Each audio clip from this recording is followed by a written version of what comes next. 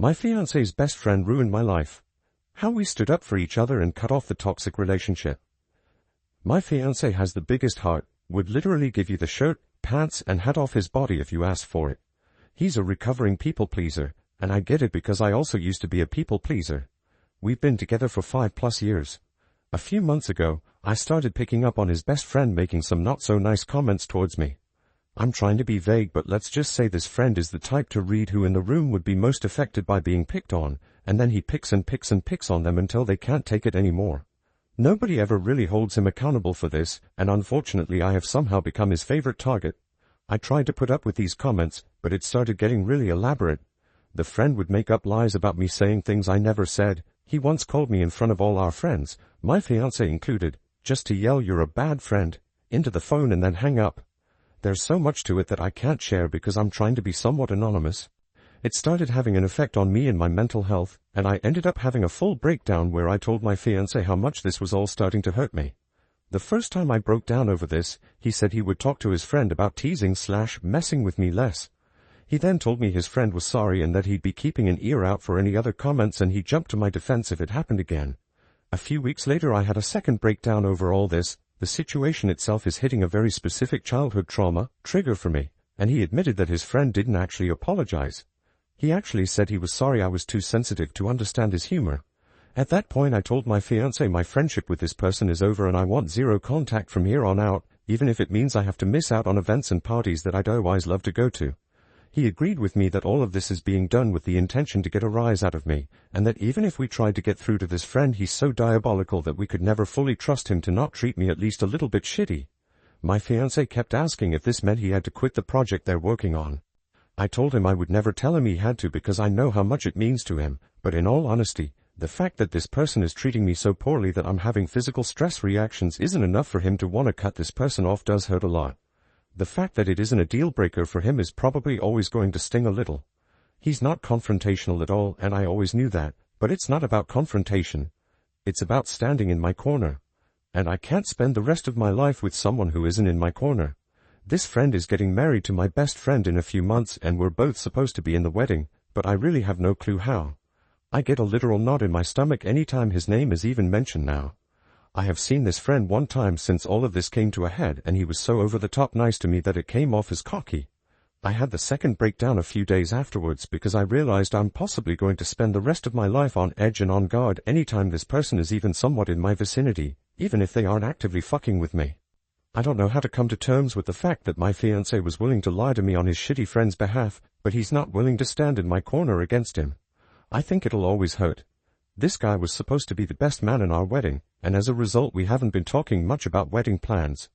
I think if he's still planning on this friend being in our wedding, I may have to call it off for my own sanity, and that sucks so bad. This is fucking eating me alive. I love my fiancé so much. I love his big heart and the way he loves all of it. But he loves some truly wretched people, and I don't know if he'll enforce any boundaries with those people before the lack of boundaries becomes too much for me to handle. I'm just hurt. And hurting. And I just want whatever outcome to play out so I can stop feeling so guilty and awful all the time. Relevant comments. Has OP's fiancé defended her in any way? Not necessarily. He's non-confrontational, but he knows the behavior isn't sustainable. He agrees with me that this friend is awful with the intention of being awful. They have a project they've been a part of together for over a decade, and it means the universe to him, and that's the biggest factor in all of this. He'd more than likely have to give that up. This entire situation is dog shit, and there are zero winners, except for the asshole. What does her best friend say about this behavior? I have my own feelings towards what she's going through. I think she's being love-bombed and gaslit, and I've seen some proof of it with my own eyes. She was there for the bad friend comment and kind of defended him. I know she's so love-struck that she's probably going to choose him, and it kills me, but I'm trying really hard to step back in a way that doesn't totally burn my bridge with her in the end. When he gets that ring on her finger, I have a feeling he will be a different man to her and she'll need support. I'll be there when she needs me. When told she should walk away. Don't think I'm ready to make my peace with this comment quite yet, but I hear it and I'm trying. Right before I met my fiancé, I had just cut out a vast majority of people, including one of my closest friends and a blood relative, for making me feel the same shitty small way my fiancé's friend makes me feel. It's so much harder to burn those rotten bridges when they're not yours to burn. That's a lot easier to say when you have no stakes in this, my guy.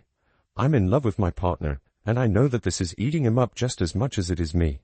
Trust me when I say he holds himself accountable for his role in this, and we've had many in-depth conversations about how his friend will forever be this way so long as everybody in his life enables him to be.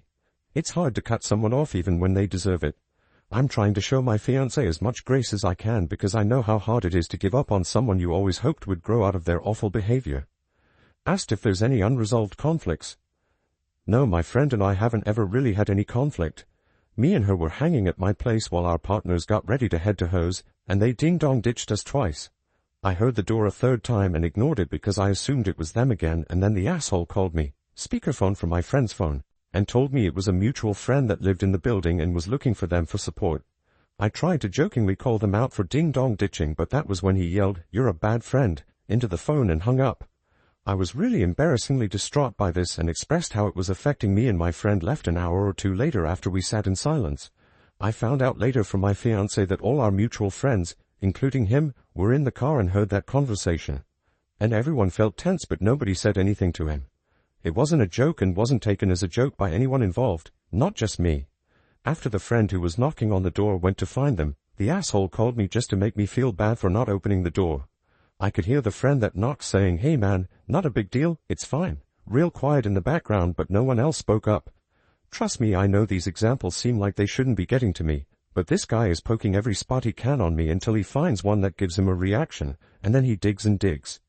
It's hard not to be triggered when his literal intention is so trigger me. I know this isn't going to go on much longer.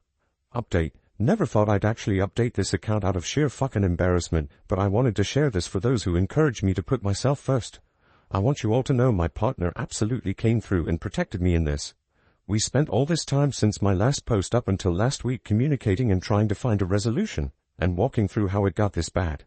He took a lot of accountability for that. This is not a case of me giving in. He understands fully that this has only got so bad because it's never been handled correctly, and he had a major hand in that. There were so many more layers to this than a Reddit post ever could have conveyed. The bottom line is we are closer than ever, and after a lot of talking, we decided on my partner sending a firm but not unkind message to his friend explaining the behaviors, explaining that they were hurting his partner, and that it needed to stop. He asked to write up the first draft and we could go over it together to try to perfect it. Reddit, please know the first draft my partner wrote was so spot on what I needed to read that it instantly shifted us into us versus the problem mode when we'd been stuck butting heads for weeks. He laid everything out so clearly and in ways that we hadn't discussed, so I know it came from him. We had to tone down a lot of the big emotions. We really truly gave the message its best shot to address the situation without being hostile. We knew the response would be bad no matter what, but I don't think anything could have fucking prepared us. This man went full scorched earth and blew up everything almost immediately. He insulted my partner. He told him these events didn't happen the way I claim they do. He demanded they meet up alone with a mediator. He even threatened to reach out to my partner's parents to fill them in, which is probably the moment we stopped taking his responses seriously. All of us are almost in our 30s. If once wasn't enough, he threatened it twice. We actually had to call them and warn them that he would be showing up at their place later this week and not to open the door. There's still a good chance he'll attempt it. We stayed respectful throughout all of this, which I feel good about. We didn't stoop to his level. We didn't insult anyone. We asked for basic human respect and somehow it blew up spectacularly.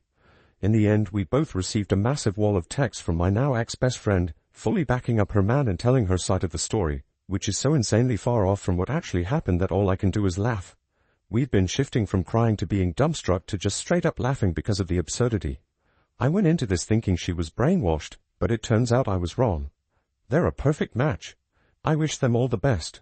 I am sending them one last message setting the record straight, which my partner and I decided together was the best approach apart from just ghosting, before moving on from this entirely. I'm going to make it very clear this is done. Zero contact indefinitely and I will never look back. My partner and I both deserve way better friends and we both see that so clearly now. I am so fucking glad I learned my friend's true colors before we dropped $800 on a hotel for their wedding. Thank you to everyone who was kind. Not only did I put myself first in the end, but my partner did too. We're going to take this week in stride and process it all, grieve the friendships we once thought were forever, and at the end of the week we have a conveniently timed vacation to my partner's family cottage. I think we're going to come out of this stronger, because we already feel it. Again, thank you to those who had something productive to say. And I've made my peace with all the rest. I guess if the guy does something else outlandish, maybe I'll update, but for now, this chapter is closed and I'm so ready for it to start collecting dust. Relevant comments. When told, victims of abusers do a 180 in their behavior to explain why her best friend is acting the way she is and chose the ex-friend side. I definitely went into this thinking exactly what you just laid out. But I refuse to set myself on fire to keep her warm, and the shit she said in her message about my partner is irredeemable. She can never be a part of our lives again after what was said, out of respect for me and my partner, even if any part of me wanted to hold out hope for her. I hope this is a wake-up call for her, but it won't be me on the other line. Appreciate you and your kind words, friend. This has been hell, but I think we're both just glad to have an outcome. I'll always have love for her, but it will be from a very large distance, and even if by some miracle we reconnect, we will never be as close as we once were without some intense conversations and a lot of growth, maybe not even then. I don't see that being the case for a very long time. I've made my peace with that. How is the fiancé handling the business with the ex-friend as well as he can? He stepped down. He is going to find another project eventually. I know it. This has been so impossibly hard on both of us, but I know it's hitting him a bit more than me right now, and I'm making sure to prioritize him and remind him he can feel that pain and mourn what was, and it's not an insult to me at all, if that makes sense. I know what this meant to him. He did give it up. I'm so sad he had to, but I'm grateful to him for putting his foot down. He's going to be okay, just needs some time to grieve and process. Now to the next story, story 2. DNA confirmed I have an 18-year-old daughter living in the US. I don't know where to start, how to tell my family, or how to meet her. And yeah, I feel just as you would imagine, but it gets worse. She lives in the US, I'm in Europe. I don't know how to do this and really need advice. So what happened is that months ago I got a call from a US number. Didn't answer since I don't know anyone there. Then again the same day, so I answered ready to yell at some scammer. A girl on the other side introduces herself and just says that she thinks I might be her father. That was the first thing she said. Hi, my name is Jane and I think you might be my father. Fake name. Obviously I told her I don't have any children and that she has the wrong number. But then she drops a name I haven't heard in, you guessed it, 18 years. Back around that time I was in the US for a year on a job exchange with our sister company. Met a woman there and we hooked up for maybe a few months. I remember buying condoms after meeting her, but I can't remember if we used them every time. Anyway, I gave her my non-US number but never heard from her again. The girl on the phone asks me if my name is OP and I freak and almost hang up on her. She tells me more about her mother and I just sit there like an idiot. She'd found my name and number in her mother's diary, and now as she turned 18 she wanted to contact me. She lives with her relatives now since her mother is unable to take care of herself for some reason. I still don't know the details there. She asked me if I'd be willing to do an ancestry DNA test and even offered to pay for it. She ends by saying I should think about it and ask if she can call me again. I just say sure and we hang up. I swear I was about to faint right there and then. The whole conversation lasted only like 5 minutes. I end up taking the test and we talk a few more times. The test took forever, but yesterday she sent me a screenshot of her profile matching 50% of mine. I mean, that's just it, right? We haven't spoken since, just messaged some. I lied and told her I've been busy and we'll talk later, which now makes me feel like an ass. Up until this point I've kept it together, holding on to the thought that I'm probably not the dad, but now I can't deny it. It's probably been half my life since I last cried. I haven't told anyone this. I was kinda hoping the DNA test would come back negative and that I wouldn't have to. How to even break this to my family? I just know they'll all want her number so they can call her and then they would start flying over to see her or bringing her here. They're really pushy like that. My mom is going to freak out. I don't see my family more than a few times a year, but we'll all get together during Easter. Should I do it then with all of them at once or one at a time? I have a picture of Jane, but not much more info than what I've written here. I'm the youngest sibling and now I suddenly have the oldest of the cousins in the next generation. And I never wanted kids at all. I just don't like them and hate being tied up. Even had a vasectomy since then. And that's the easy part. The real problem is what to say to Jane. Can some sane person give an example of what to say? I've promised to call her tomorrow. Has anyone discovered they have an unknown child? If so, what did you do? How did it go? How did you connect? What happened when you met for the first time? What did your family say? I'm a bit embarrassed by this, but is there any risk of me having to pay child support retroactively? I can probably afford it, but I don't really want to. TLDR, got contacted by a young girl claiming to be my daughter, DNA later confirmed. Need help on how to proceed and what to say to her and my family. Edit. I apologize for the abomination of the text above. I blame the alcohol. Some seem to have the impression that I and/or my family are wealthy. This is not so. I wrote in a comment that knowing my family, they would probably rent a private jet and fly her here. That was a joke commenting on what they would want to do, not what they would do. No, I'm not wealthy either. In the post I wrote, I can probably afford it but I don't really want to. And I meant that I'd hate to suddenly have something like 10% of my savings left overnight, just guessing here, no idea what the actual sum would have been. I'm sure anyone here would consider that factor. Anyway, someone said the limit is 3 years back. I didn't know that. I can be an asshole sometimes, but I'm not some monster. The money question was a question, not the question. Yes, I have had my number for a long time. Never had a reason to change it. We had our first video call today, and it was a long conversation. I had a list of things to bring up, mostly from suggestions here, so I'm ever thankful for that. Most of it was quite personal for both of us, so I won't write it here. But it boils down to that we both want to continue to stay in touch and get to know each other. We also want to meet at some point, even if we don't know when yet.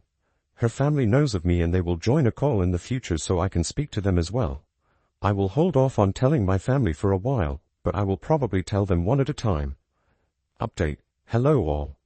A while back I made a post asking for advice. Back then I had just had it confirmed by DNA that I had a daughter I never knew about. I called her Jane in the other post, so I will be here too. Jane is the result of me hooking up with a woman while I was in the US working. It was really interesting to read about others' experiences in the comments and DMs. It's crazy what DNA tests have done in recent times. Some wrote that Jane is probably just a kid looking for her roots, and you were absolutely right. I've been getting a steady stream of DMs since my last post. Most have been nice, just asking for an update. Then there were the absolute nutcases who can't read and told me to drown myself. Hi to you too. Jane and I continued to talk after my last post. Mostly about her life, her mother, the family trees, etc. I never thought I would connect with her like I did. She's a very intelligent and mature young woman. My family knows now, and it went better than expected.